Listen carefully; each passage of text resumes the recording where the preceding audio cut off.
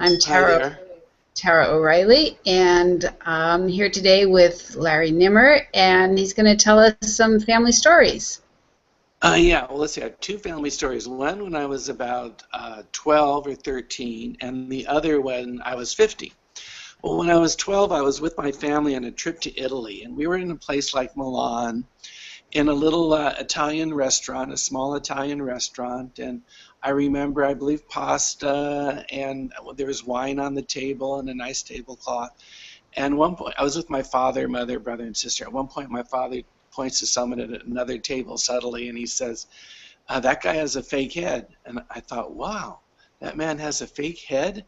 And I thought, I didn't know technology had gone that far, but I just accepted that it had because my father implied that it had, and he didn't seem to think anything was odd about it.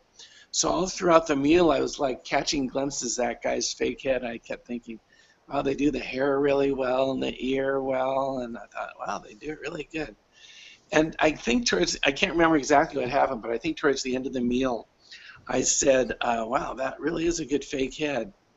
And my brother said, fake head? He said, fake hand. He doesn't, what do you mean a fake head?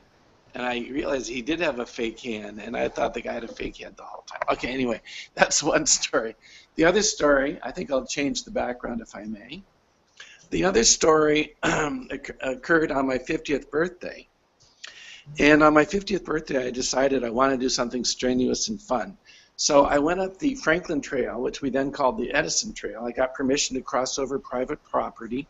The new Franklin Trail had not been open yet. And I went up to the top of the hill with my sleeping bags and some things for camping, some food and such. And I had my class the next morning down the hill at the high school.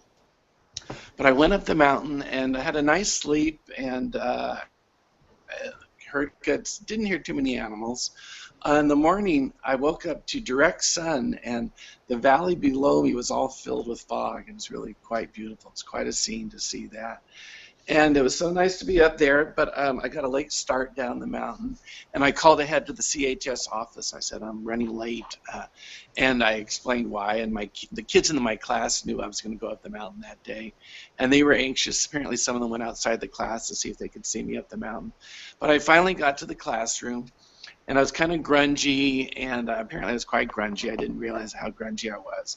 But I taught the rest of the class. Someone sat in for the beginning of the class for me. And then I was walking home because I lived on El Carroll Lane, not too far from the high school. And I was walking with my sleeping bag, and I guess I was looking grungy. And apparently a car passed me because later that day, my son Steven's friend, who was at the high school with Steve, said, I was driving late to school today with my dad, and we passed your dad. And my dad said they shouldn't allow people like that in town. And I said to him, that's my friend's dad. Anyway, Steve told me that story. That was kind of funny. And that's all my stories for now. I happen to have a very dry throat because I have a bit of a cold, but it's not really much of fun. Okay, we'll see you later. All right, thanks for sharing the stories. You're welcome. Okay, now what? Now I'm going to have some water.